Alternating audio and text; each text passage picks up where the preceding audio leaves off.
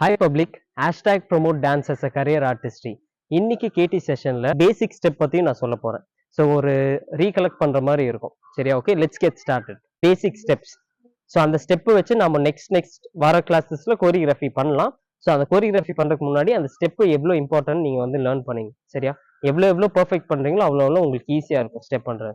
First step heel step. Heel step வந்து ஒரு வாட்டி பண்ணி காட்டுறீங்களா?